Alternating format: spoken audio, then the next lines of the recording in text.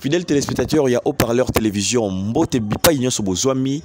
Nesengo tozalaka nango ya kopesa bino basango ya mboka na biso Congo oyo wapi motolo na biso ekundama tina nini tozalaka vraiment na pasi to pe tozalaka na esengo soki zotambola malamu pe ezalaka mawa mingi soki makambo ezali kotambola mabe tina nini haut-parleur télévision tumemi bino awa na nzela oyo ya Matadi esika wapi eliesaka Kinshasa bandeko balandi bino moko bomona na video mokuse oyo ndenge tosali botala bino moko biloko eza kokangama na ngambo mosusu me na ngambo boye ba mituka pe lingi kota bandeko pe bazonga ba traverser ba kende pasi ezali biloko ezokopola awa biloko ezali kokangama awa à l'instant T na Kinshasa biloko ematimba moko bandeko na ngai pasi pe pasi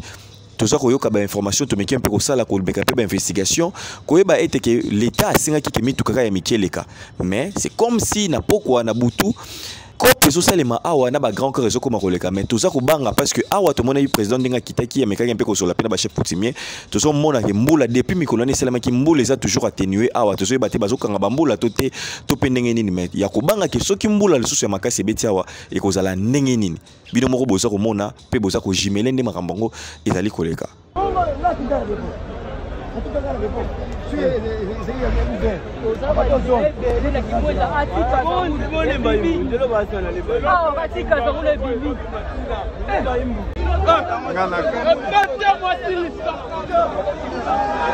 nangonga oyo yango na tozali kobelela que ndeko nyonso bisika ozwami solola na bandeko na yo belela déjà parce que biloko toza ko risquer que bandeko msusu bakufa na banzala po après mbula même babongisi nzela mais le temps ekozwa tozo risquer que bandeko belé bakufa ne na bakwa shokor to pe nini to yebite yango na tina nini ndeko nyonso ozolanda émission oyo kabola ngona ndeko moto na moto milengela mwasaka masangu mwasaka fufu mwasaka loso ezanga te na ndako po to yebite mikolo ezali koya po 2023 ndenge ezali vraiment ko s'annoncer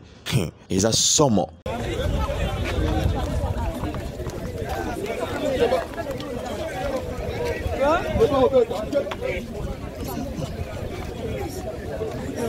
Avoir une parcelle à Kinshasa, ne plus un luxe. Grâce au service de FHP, devenez propriétaire d'une parcelle achetable en 4 tranches, c'est-à-dire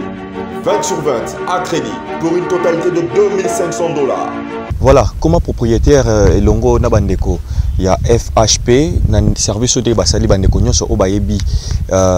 Sele, bayebi Maluku jusqu'à ka l'entrée ya docteur Muyembe et sikawapi ba pesi occasion na bandeko nyonso que bakoka kozwa ba terrain à crédit hein bosa vraiment na lombango parce que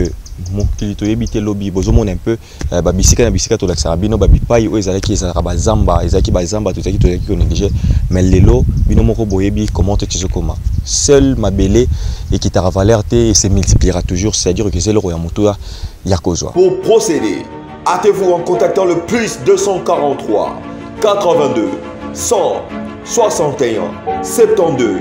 ou le plus 243 85